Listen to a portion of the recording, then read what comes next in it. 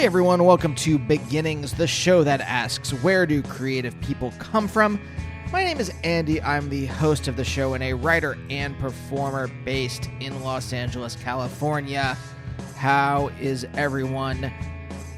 As we very quickly now descend into fascism. That's right, fascism, folks. You thought you wouldn't live in Germany 1938? Well, now we are. Anyway, well, I hope you are doing something about it. But, you know what? Why not take a break and listen to today's great episode? I'll keep this introduction brief. I am, what's the word? Exhausted. The power in our house went out 2 nights ago, and we spent a majority of the time praying it would come back on in time for our food to not spoil. And, I don't know, it was out for 7 hours. And then we ate some yogurt, and we didn't get food poisoning, so I guess it's okay. But that just threw off the rest of my week. Did you need to know any of that stuff?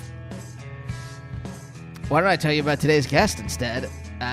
It is Shamir Bailey. If you don't know who Shamir is, let me read you his bio. Originally from North Las Vegas, musician Shamir's music career took off relatively quickly after signing to XL Records at the age of 19. The push and pull between what Shamir wanted to do and what the label wanted him to do, though, eventually ended with them dropping him a few years later. After psychiatric hospitalization, Shamir began making the music he wanted to make, and his latest album, Cataclysm, just released in March, is incredible. I loved it so much. That was really, it's interesting. I am, what's the word? I was going to say dumb. I mean, I am kind of when it comes to certain things. But what I meant to say was, like, if someone is not in the areas of culture I really know about, like, I had no idea. Like, Shamir was a very popular musician, and I had no real clue. I heard Cataclysm, and I just love it so much. I reached out to talk to him, and then we talked, and I found out, he had like a full music career. And so we talk about that. We talk about mental health. We talk about growing up in North Las Vegas and being in a very diverse, accepting, not just high school, but city, where Shamir is able to kind of figure out his identity at an early age. A bunch of other stuff. Shamir is very cool, both as a musician and a person. So I hope you like this episode. If you do, why not subscribe to the show? You can do it on Stitcher, Spotify, Apple Podcasts, Google Play, 20,000 other places. How many places syndicate podcasts these days? Well, you can find Beginnings on all of them. If you want to check out older episodes of the show, they're all there on Spotify. I think they're all there on beginnings.libsyn.com too. You can download the actual MP3s if you feel like it. I like manually adding things. Don't you? Does it give you a sense of control in this hell world we live in? To be able to manually add music and podcasts to your phone? And we got a lot of great episodes coming up. I don't know who this we is that I keep saying. But Mac McCon from Super Chunk, longtime TV writer Brian Gallivan, Josh Radner from How I Met Your Mother, Sam Prekop from The Sea and Cake, Tim Smith of Midlake, and a ton of other people. So stay tuned. You can find me on Twitter and Instagram at Andy Beckerman. I think that's about it. All right. Thanks so much for listening. Hope you are doing something to combat the Gestapo. But right now, let's talk to Shamir.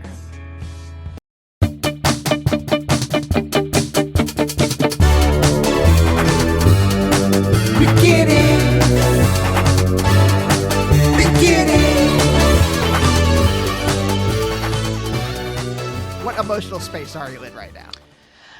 I'm chilling. I'm such an introvert, so this quarantine has just been me and my thoughts and my personalities just kikiing, we're just having a good old time. And and then on top of that, I have this weird resurgence to my career in the middle of all of this. Uh, I recently just wrote my first new song, I think probably since quarantine. And there's a line in there where I go, all eyes would be on me in the middle of a pandemic. That's just, the way that my life goes. I feel very lucky, but there's always a but at the end of it. Like I have all of these like great things that like happen in my life, but and then fill in the blank. It's insane. So my wife is a stand-up, and she is also experiencing. I know your wife. We don't have to. We don't have to go through the rest of this interview. We don't have to go through the rest of this interview to act like I don't know who your wife is. But Naomi is having a moment, right? And Yeah. and it's weird to have that in the middle of a pandemic, right? Yeah. Yeah. And it because it's a strange. It's a very strange kind of emotional feeling. It's the same. I think it's the same kind of feeling. And you can tell me if this is if this is what it is for you, like of just being an artist in America, right? Where you have this privilege of living here in America versus like, all the foreign countries that we have fucked up over the last couple hundred years, right? Sure. And so there's a certain level, regardless of how fucked up America is at its core, there's a certain level of privilege that we all share.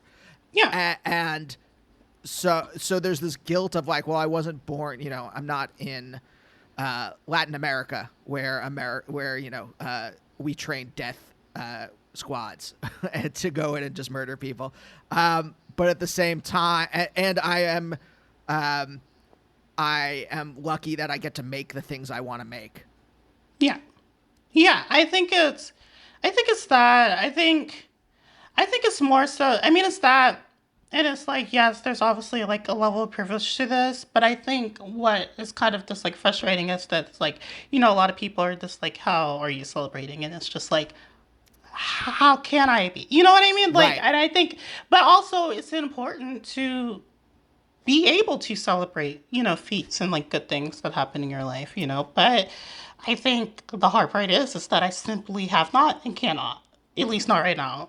So, Yeah, because it is this weird. It's an emotion I haven't figured out what it is, because it's this weird mixture of like joy. I'm Jewish, and one of the things you're taught is like, hey, enjoy the good moments, right? yeah.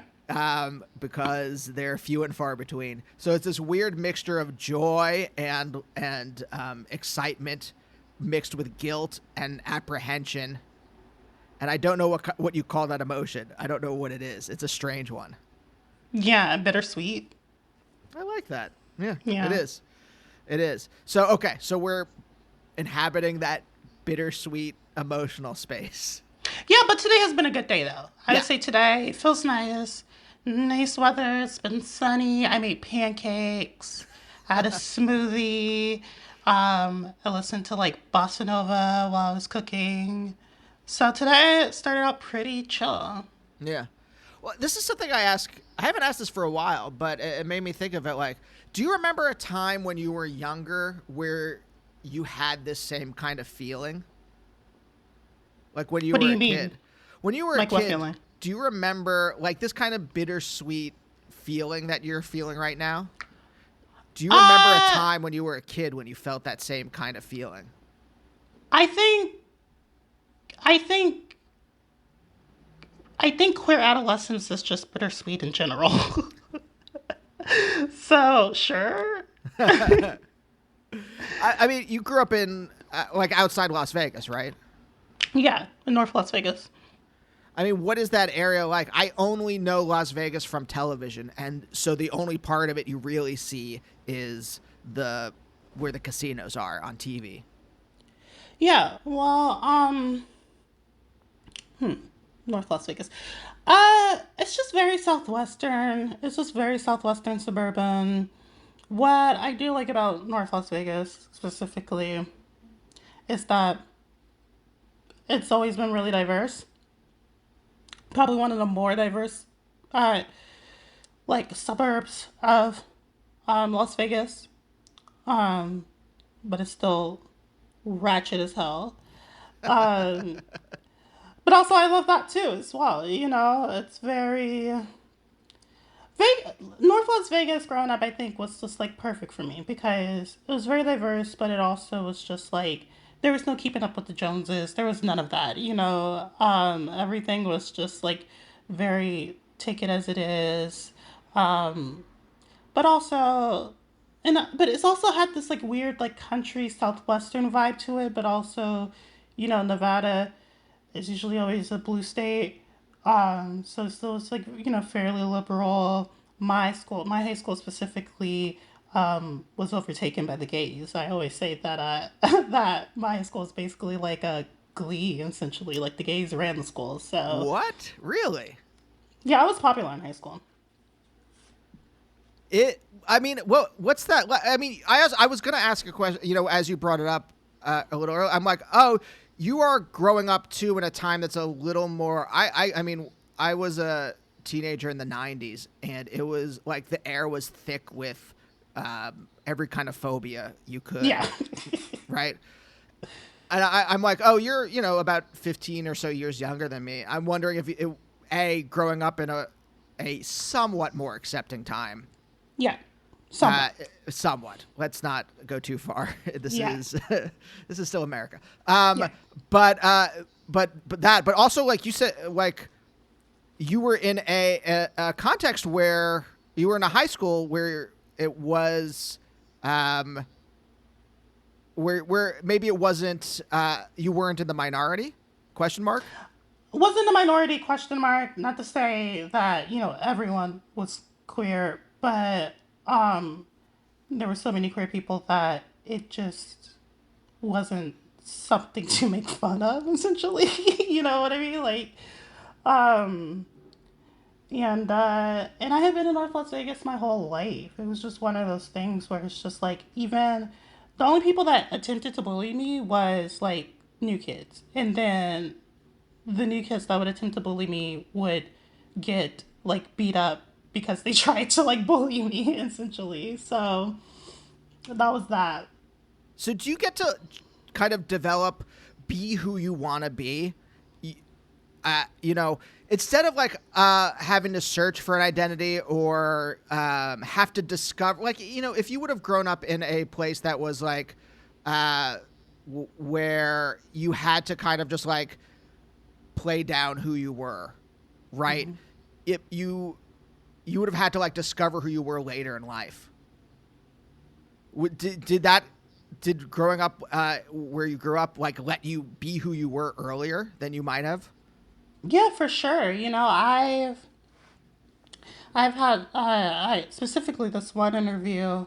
I think it was maybe another podcast or a written interview, um, where this writer was you know, it's like, what advice do you have to like, you know, queers in like rural communities that, you know, might be having a hard time right now? And I'm like, I don't personally feel at liberty to give any advice. You know, to be honest, no more than what, you know, anyone else would be able to give, because it's just like that's not my experience. That wasn't my journey. You know, I grew up in a very open family, despite being in a Muslim family. They were open. They were great. They didn't care. They let me BB. You know, my mom let me pierce my septum when I was 17. She signed off for it.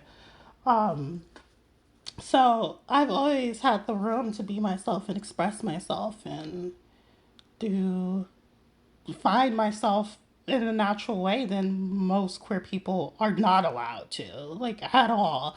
And I recognize that privilege for sure, and I always do, and I always make it, you know, just because I am a part of like so many oppressed groups, you know, I can still recognize the minute amount of talent that I have. Or not talent, I said talent. Privilege that I have. It no, because I think it's interesting too that you are relatively young, and I think that the art that you make, your music is has a kind of self knowledge or assurance that I Yeah. don't think, when I interview a lot of people in their 20s, it's sometimes a struggle to talk about childhood and talk about the things people make and creativity in a thoughtful way, because a lot of people are only learning about that stuff in their 20s, or like learning who they are in their 20s. Yeah. Yeah. I think I had to do that at an accelerated rate, just being black and queer and then being black and queer in a public space. You're just forced to have a heightened sense of self awareness than the average person. Because I have to assert myself how I view myself, because everyone else in the world has their own perception of me. And so I have to be strong in like how I want to be perceived. And therefore that means that I have to completely know myself, because there aren't many, if any, versions of myself to model myself after in, most representation or, views in society these days, like, you know, femme leaning, gender queer indie rock star. Where have we seen that? I've never seen it, so I have to create it.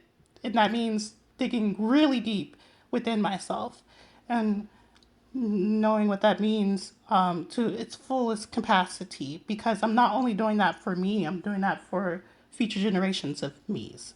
Yeah, I mean, when did that strike you, or when did you like? When did we realize you're like, oh, I'm kind of I have this opportunity, let's say, to just create a kind of identity and culture that I haven't seen before.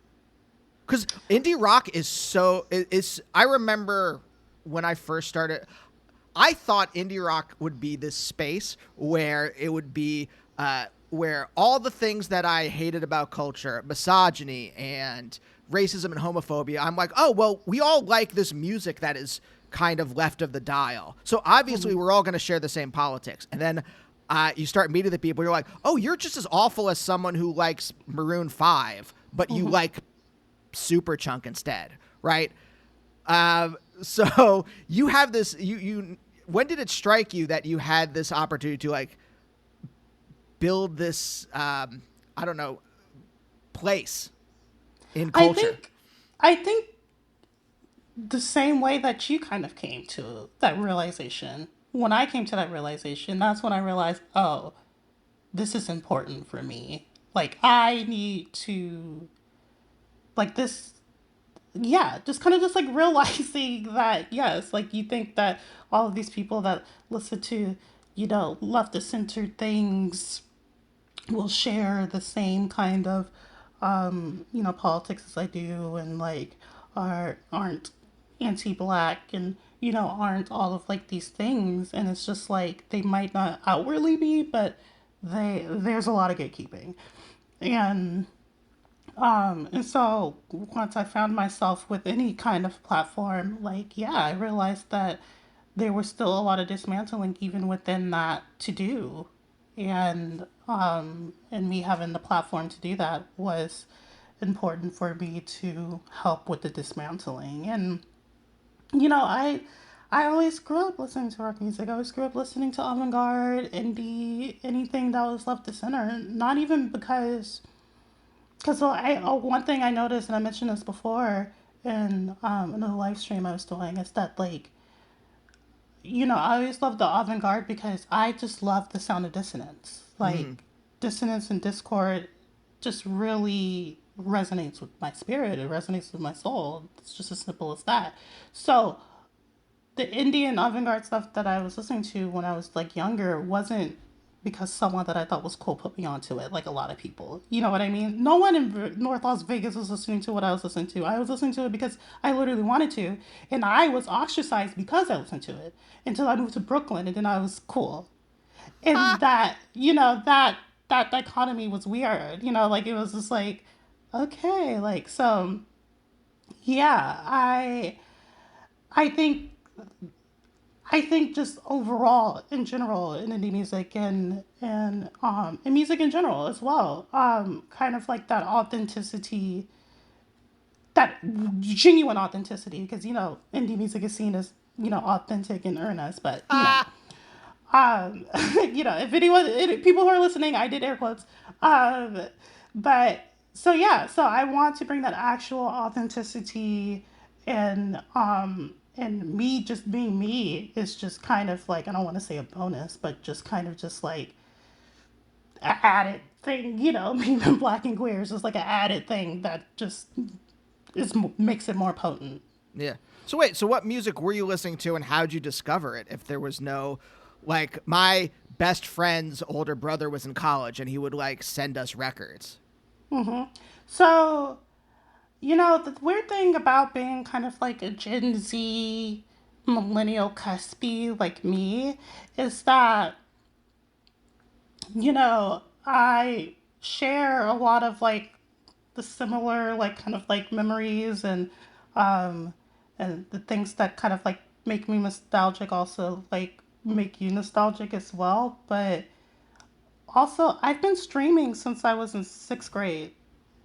So this is way before Spotify. I want to a few years before Spotify, because I think Spotify was 2010. So if I was a sophomore in high school in 2010. So if I've been streaming since 6th grade, that was a good 5 years beforehand. So um, before that, there was Rhapsody, and Rhapsody was kind of like prehistoric streaming site. Like they were the precipice, and then poor Spotify came and ate everyone up. Um, and I had a Rhapsody account. I begged my mom because I was a music nerd and I love music, and I had just started to learn how to play guitar, and I was just hungry for new sounds and songwriting, because like at that point all I had learned on the guitar was like maybe all of Taylor Swift's first album and like Corinne Bailey Rae. Um, and so my mom got me the subscription, and and I would just go down these streaming rabbit holes, and come across the Slits, and then come across like the Raincoats, and then come across Tegan and Sarah, and then come across Hole, and then just kept going and going and going, because then they had the related artist pages, and then I'll go deeper into that and listen to all of those related artists, then listen to their related artists, and that's just what I did with my free time. So you were kind of obsessive about it. Very obsessive. I'm a very obsessive person. I'm a Scorpio. So what? I mean, what's your home life like? Right? It's you and your mom. I think I read somewhere that your aunt also lived with you. Or very, very, very early on. So during this time, it was me, my mom, and my stepfather, who also did music. So there was a lot of music making going on in the house during that time. He was learning how to, but it was so funny because he's older, but he was learning how to produce using like, a program, a DAW program, and because he did like more hip hop and was doing that kind of stuff. But I was like in my room with my cassette 4 track, making like lo-fi, weird, folky, country stuff. So that was like really funny. But I think we tried to club once. And that was just like, we're in different worlds. We respected the respected crafts, but he's like, we're in different worlds. Like, I just wasn't ready for the digital world yet. Like, I only liked how I sounded in analog. I mean, were you already kind of a confident person by the time you started making music? No. I was actually I wasn't confident at all. I think the whole up and down of like my career and like the kind of like explosive end of like my pop career 5 years ago was because I wasn't confident, because I allowed myself to essentially make a record that I knew wasn't a um, a example or display of like how I viewed myself as an artist. You know, I was just like, well, you know, I should just be lucky that I have these opportunities, or like, you know, Yeah. and I was 19, you know, I was scared to stand up to all of these like grown ass people, you know.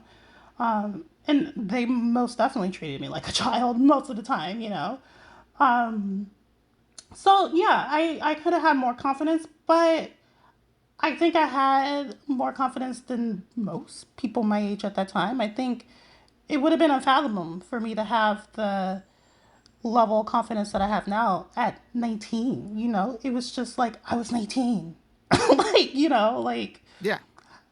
of Yeah. course, I wasn't going to have all of the confidence in the world. I'm still like literally coming into my body.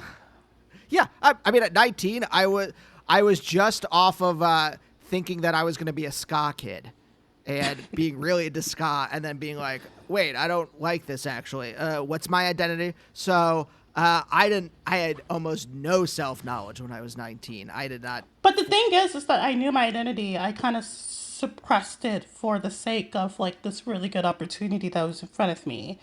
That really, I didn't even really care about the fame. I didn't really care about that record doing well, realistically. I only had did it as an experiment because I thought that it wouldn't do well. And and then so when it did do well, I was kind of like, what did I step in, you know? Because I knew that that's just not how I viewed myself as an artist. But I did it because I was like, I would be stupid if I gave up such a good opportunity, right? Like it was kind of just like that, and like not even that I wouldn't be able to like forgive myself, but like a lot of my friends were like, "Are you crazy?" You know, like Yeah. everyone's just like, Adele's label wants to sign you. Like, are you crazy? You know, so how could you say no? Like, well, I then, knowing what I know now, you know, would not advise anyone to like not give up an opportunity like that. But I think to have the confidence to be able to put your foot down as an artist, because you know they've already signed you, they can't do anything but reason with you, you know. But I didn't know that, you know. I just didn't want to be difficult because I'm Oh, already queer and black, you know. I'm going to be seen as difficult if I speak up about anything. yes, 100%. I mean, it's you were in such a difficult position. I mean, at at the best, when I've been in those situations, I don't speak up because I'm like, I'm lucky to be here. All right, I didn't come from money. I didn't go to Harvard and hang out with the Lampoon crew. You know, I've had to really work And it's funny you hard. say that because my producer did. So that was even more. That Yeah, was even more like how can I combat anything? You know, like I'm 19 and came from nothing. yeah, yeah. It's a really difficult position. You're just like, well, you know what? I guess I'll do this. And it's interesting to me though that like that time and time again, this is such a common refrain that in those situations, the artist is almost always right. Yeah. Which I knew after all the dust fell and I did the, you know, damn near 2 years straight of touring of the record.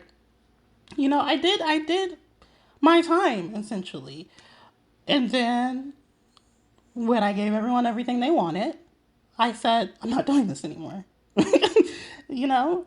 And I'm glad I did that. And that was the level of confidence that I did have, is what I'm saying. Like, which I think was extraordinary by, you know, I was 21 by the time all of that ended.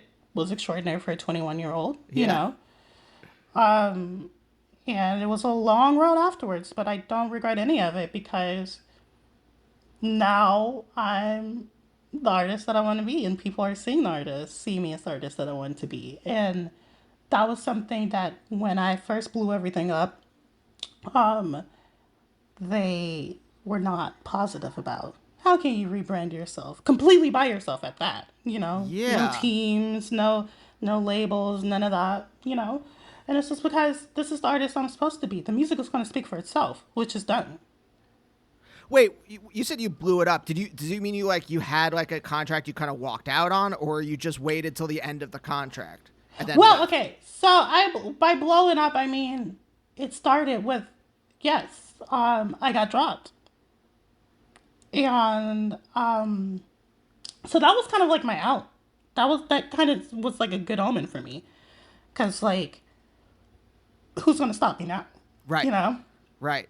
So the blowing up was kind of like the leaving of the producer, the leaving of the management, the leaving of, the old me, the The old persona machine. that I had, the machine, um, and that was in the form of a record that I manically made in a weekend and then threw on SoundCloud. And it was all guitar based and hastily recorded on my 4 track and mastered the next day for like $90 and just thrown out there. I mean, I have to imagine that there's a sense of relief at the end of that, right? Because you've spent what, like 2 years where you've had, I mean, tell me if I'm wrong, but I'm going to assume a bunch of white people telling you, yeah, who you're supposed to be and what you're supposed to be and how that, and that this thing that they think is correct is going to be, is what's going to sell. And you've spent 2 years having to deal with that, and then at the end of that, you're done with it. I have to imagine that there's a sense of relief at the end of that. It was nothing but relief, but I still weren't out the blue. I still wasn't in the clear, which where kind of like where my endurance was tested. Because that led to me being hospitalized in a psychiatric ward and like me being diagnosed with bipolar disorder and kind of like me struggling with my mental health um and rebuilding my team and it was hard and it was as hard as they said it was going to be, and Yeah. there was so many times where I was just like, did I F up? Did I F up? Did I F up? Um, but I think nothing comes easy in life, and I think that's just life. I think persistence is everything. And that's all I had. I just persisted and continued to stay true to myself because at that point, my truth was literally all I had. So, Yeah. Wait. When you were diagnosed bipolar, is this something you've struggled with your entire life and you just didn't know that, and then, or is this something like that was triggered by being in this situation? I ask that because I know that Naomi and I, our first real project, we were battling, like 8 or 9 white people telling us what it was, a show about race that she was hosting and telling us what it should be. And it was a constant battle every day. And she developed an ulcer and I developed chest pains through it. And it was just such having that stress every day was was so painful. Is this something that developed through that process, or was this something that you've had and that you just didn't understand up until this diagnosis? I think a combination of both, you know? Um, I think anyone who's was gaslit, I was gaslit Yeah. so for years straight, to the point where you don't know what is real. You don't know what reality is. Um, but also had a family history. So, um, it was a combination. I think it was a combination. I think had it, would it have gotten bad to where it had like a mental psychotic episode and like ended up in the hospital had it not been for the amount of gaslighting and the mess that I went through in the industry? Could I have avoided that? Yes. But was it something that I needed to address anyways? Yes. And was actually, before the big blow up, was actually planning. Like I was looking into psychiatrists and therapists and everything during that time. I actually really was. And And so that's like the crazy part about it. And it was just, yeah, it was just, but I think it, again, I don't regret it. And I think it had to happen this way because I needed that separation, to be just completely separated from the BS, the toxic people that I was around. Because the great thing about that thing is that, like, anyone knows when anything bad like that happened in your life, the true friends come forward and the fake ones step back, you know? And so I realized who my real friends were during that time, and it made me love them even more. And I got rid of the roaches, and life was better. And even though the struggle didn't end there, I persisted, and yeah, like I said, things are better than I could have imagined. I mean, did you ever do therapy or anything like that when you were growing up? No, and definitely should have. Because again, in the Black community, therapy is like, even though like my family is like relatively more open than the average, even they still struggled with it, and kind of like recently came into realizing how important therapy was. I think through me. First it was through me, and then because my aunt is actually, she left corporate to start becoming a therapist. And she's currently working in mental health and taking classes as well right now, to I think become a drug counselor. Wow. So yeah, so at the same time while I was going through my stuff, she it got into a bad accident, which required her to like receive therapy. Just I think just like for like the claim and like everything, because it wasn't her fault; it was the other person's fault. But she sought to like go to therapy and like do all these things, and that's when she realized that she had a love for it. And it was like literally around the same time through my stuff. So she kind of had this newfound love of mental health. And she was just like, yeah, I'm quitting and I'm going to go to school and do this. And I was so proud of her. And I stayed with her after I got out of the hospital for 3 months. And yeah, it was a cool time for both of us. So yeah, I'm glad that we're growing, and I'm glad that everyone is growing as a society when it comes to, Yeah. working for, better mental health. Yeah. I mean, we're living in a kind of a little bit of a promising time. There's some hope around the edges. Yeah, that's a perfect way to describe it, like around the edges, like the little crusty crust parts of like pizza, which is like the best parts, right? Yeah. It's like it's sometimes the most rewarding, even though it's so thin and seems burnt. Yeah. Wait, do you know why your family was so open when you were growing up? I don't. Like, where does your mom come from? Like, how does she end up in Las Vegas? Both my parents, both my mom and dad, are born and raised, which is rare. Rare. Um, my family didn't come to Vegas until my grandma um moved when she was 7 or 8 from Arkansas. Huh. So yeah, my family's Vegas through and through. Like we're in a way kind of Vegas royalty. Like in certain parts of Las Vegas, you go around and you say, "Oh yeah, like my mom's like what they call the twins or the Bailey twins," And they're like, "Oh, your mama twin, like yeah, we know her, like we know." Because they were popular too as well in school because which is so gross and so annoying. They got best dresses. I got best dress in high school. They got best dress as well. It's kind of like a familial thing. It's kind of like a torch to pass, but they also got most popular. But I don't believe that their best dress was earned because you see, I got best dress for no. Let me tell you. Let me tell you. I got best dressed because I crafted my own personal style. I worked very hard for it.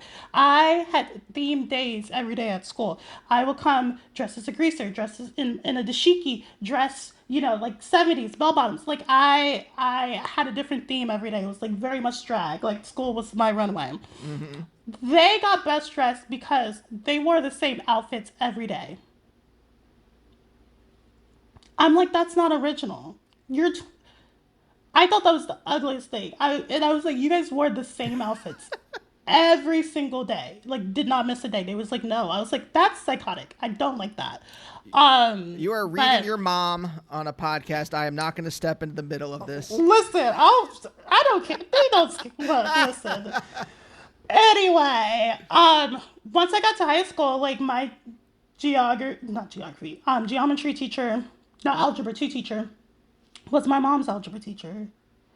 And like knew me, and then like I also had another teacher assistant that went to high school with them, and when she found out that I was a Bailey, like anytime anyone finds out that like I'm a Bailey, from anyone that's like an OG Vegas person, it's over. Like I'm completely treated completely different. Like that teacher was very lukewarm with me until she found out that I was a Bailey, and then Huh. it was just the love was just instantly. And then also the other teacher, the algebra 2 teacher, I remember one time I had like close to a D. I think I had like a very low C, and I was like, "Look, Mr. Ziegler, this has to be a B. So what we go do?" And he literally just opened up his grade book, put in the 80.0, and was like, "Leave." And I was like, "Thanks." So So yeah, you're growing up in a place that's not only kind of accepting of you, but also then there is this added dimension of like your family is beloved. yeah, yeah. Everyone has always loved my family, and I think that's probably that might be added to it as well because like no, they were always beloved because they were always different. They were the black Muslim family that like was born and raised and therefore made their way all around town in a transient town. Um, and yeah, I just think that it's just always been in our blood. We've just always been a very unique people. I think like we're all kind of just like very very quirky, and I think also I'll say this too, because my family was Muslim converts. We were always seen as the outsiders to our Christian side, Mm. so I think that's also why like we were always going to seem weird to them anyway, so we just didn't care. When did your mom convert to Islam?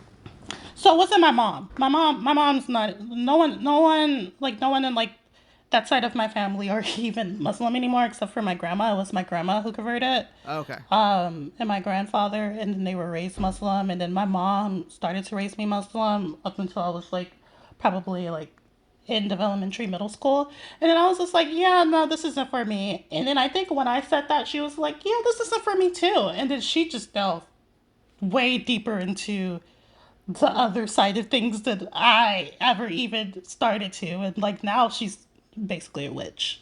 She does the tarot cards, everything. Like she's like basically like a new age like West Coast hippie. Okay. I was about to ask that. I mean, again, I think everything is a little later.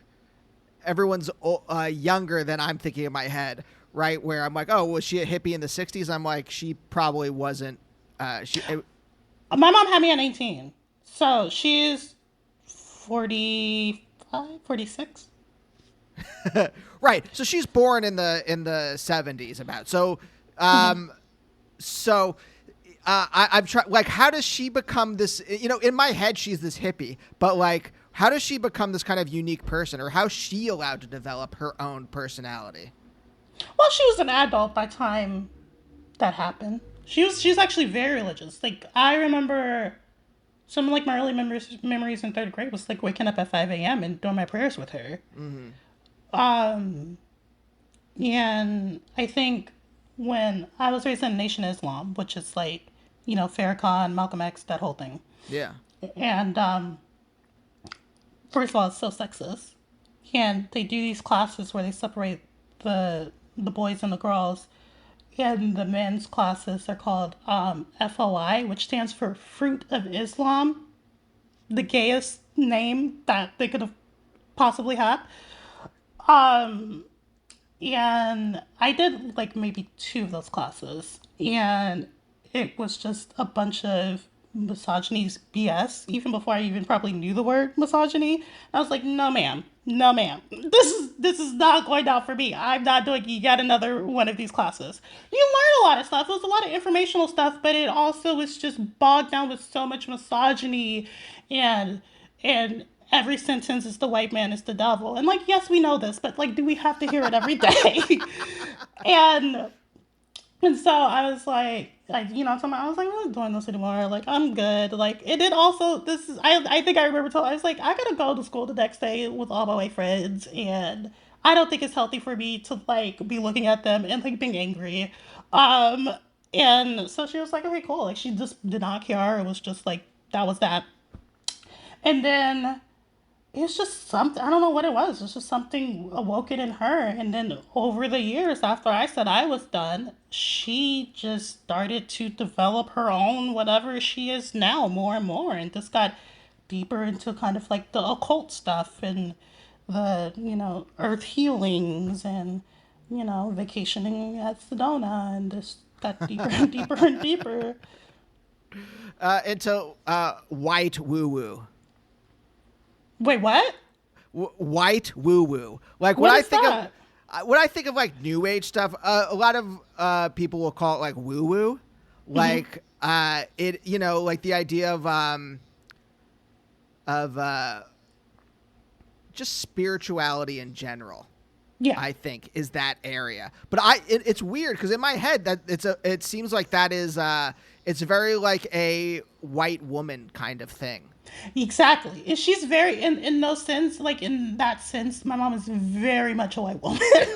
Like, just because I realized that like that stereotype is like essentially like placed upon a white woman, but my mom is basically the black woman version of that, like to a T. Every single stereotype that you could think of when it comes to that specific type of white woman, my mother is.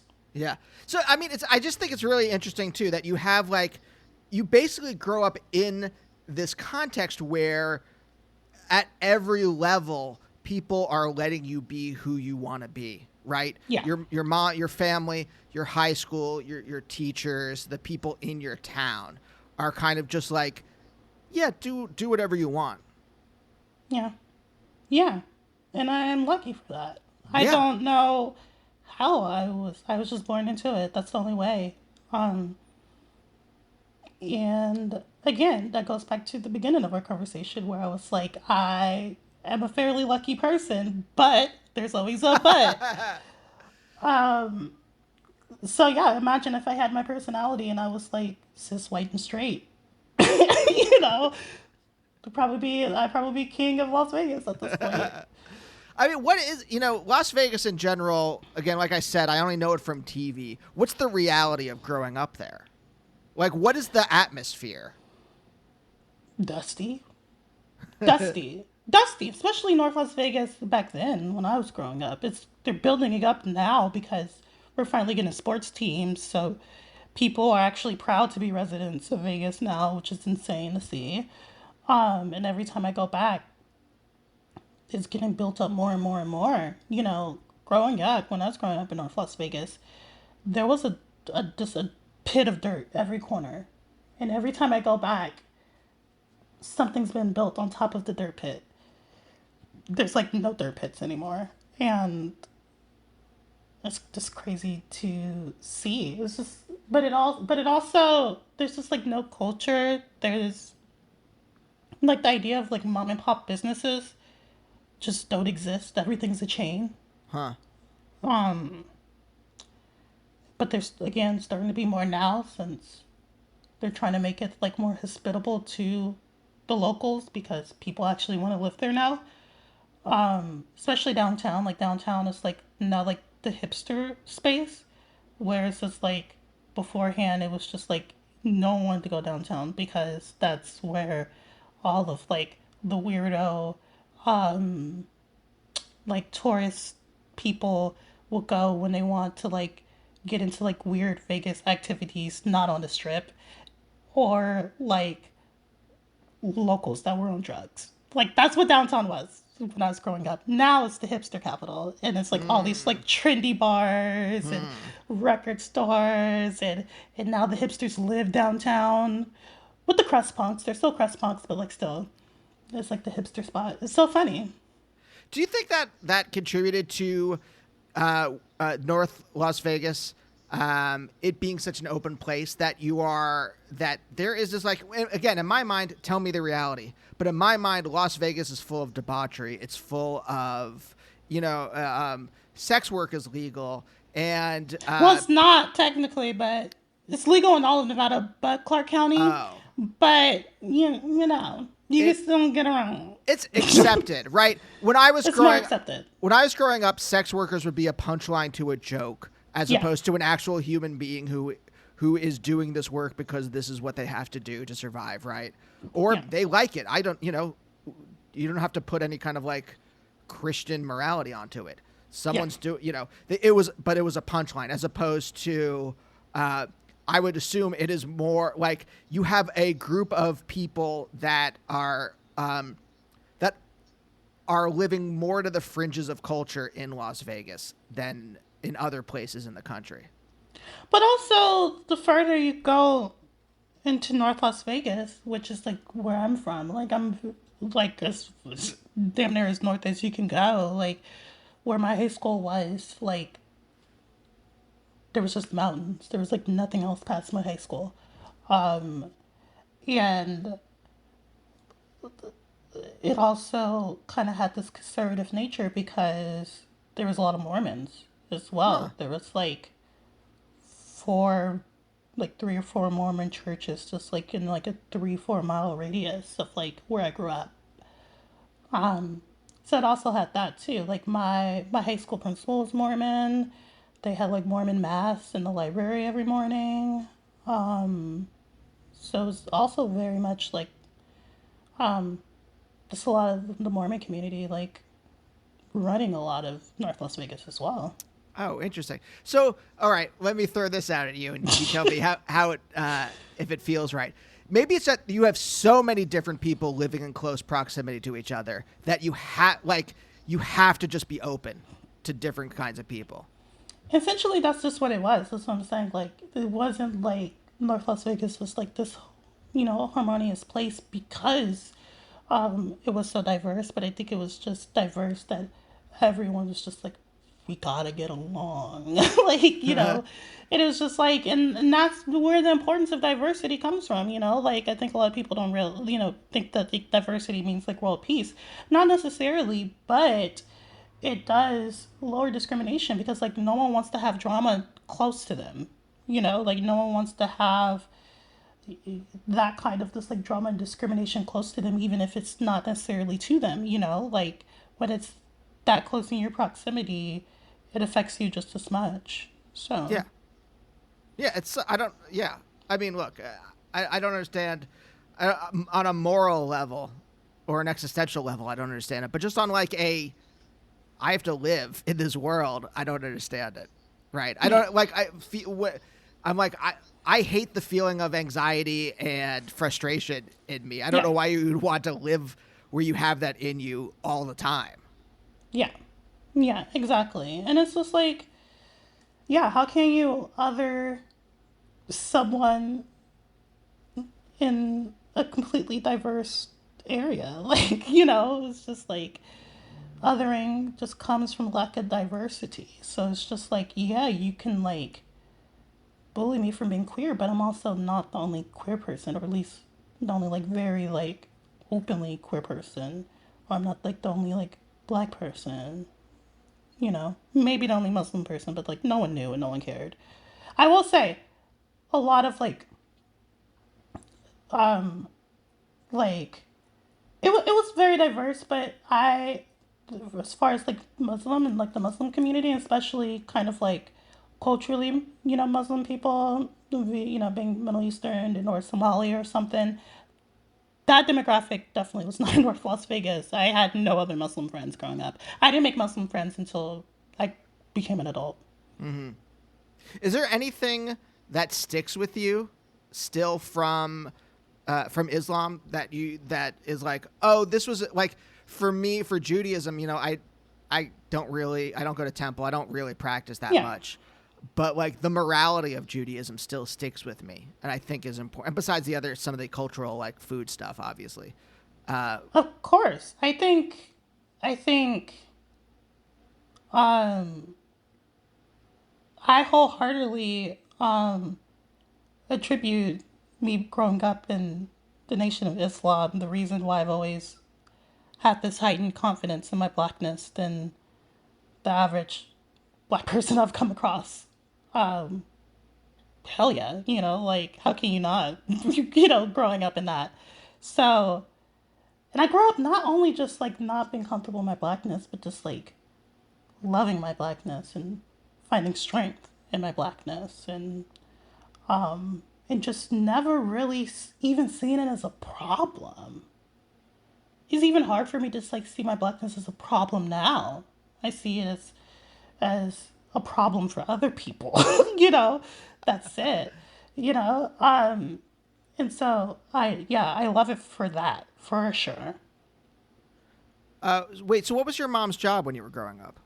So growing up, most of my life, for her and her twin actually, they both worked in banking, like kind of like in the corporate level, phone.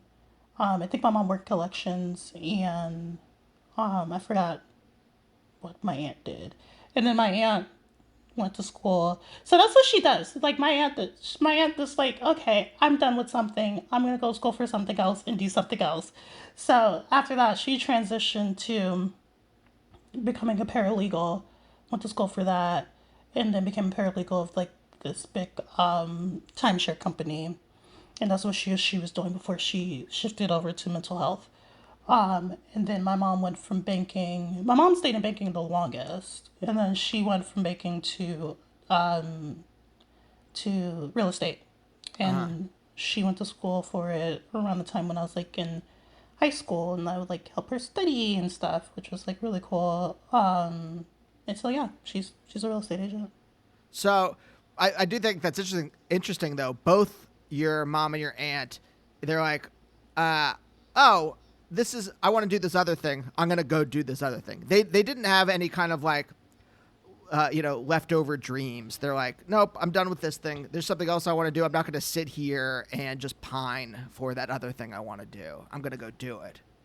Exactly. I think that's also why it's been very easy for me to kind of like reinvent myself essentially because I've had that representation in front of me my whole life. My family has always been the type to be like, yeah, when I'm done with this, and I want to do something else, and I'm going to do it. And I think that's especially coming from really strong black women. I think that's Mm-hmm. dope.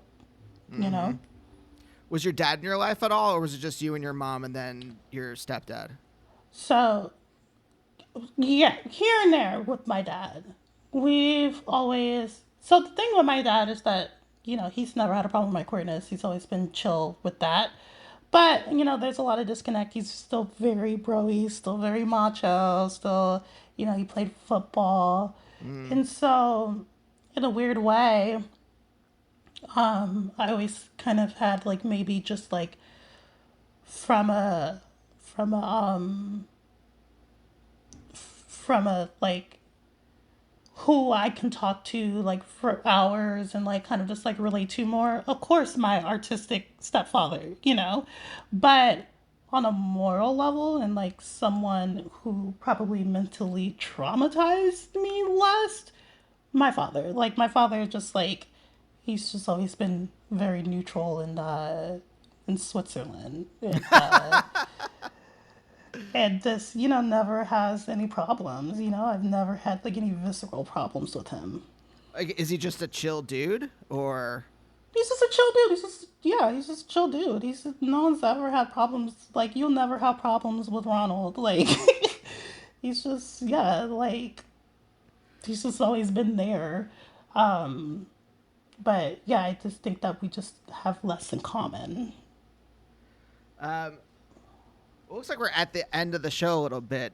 Is there anything do you think we missed that you feel was important from your childhood? Mm, I've had the same best friend since I was in eighth grade. Well, yeah, eighth grade, but we knew each other since sixth grade, and we still talk Is every that a day. loyalty thing? The loyalty thing, and like we were both just like black and queer and weird, I guess. And I think so. Like we knew each other since sixth grade. Um, and I think when we kind of saw each other for the first time, he was like, "This person is way too similar to me, so we're gonna hate each other." So, we kind of just bullied each other the first 2 years of middle school. Then, like, at the end of middle school, I think we were just kind of like, you know what? Let's just join forces. Um, and that's just like, she's also a Scorpio too, which is like really funny. We have like matching Scorpio tattoos. Um, and she's also a singer. Like, we would sing together and, do all of those things. So, yeah. I guess that's really it. Other than that, we covered everything. No, yeah, I feel like I really like it. I have a better picture of where your music emerges from now. Hmm. Yeah. And I love your latest album. I mean, the one that came out in March. Hmm. Is that Yeah. right? I love it so much. I'm really glad you could join me. Thank you so much. No, thank you for having me. This is really great. And yeah. Thank you. And we'll see you next time. Bye. Bye, oh, bye, oh, bye, oh, bye, oh, bye, oh, bye, oh, bye.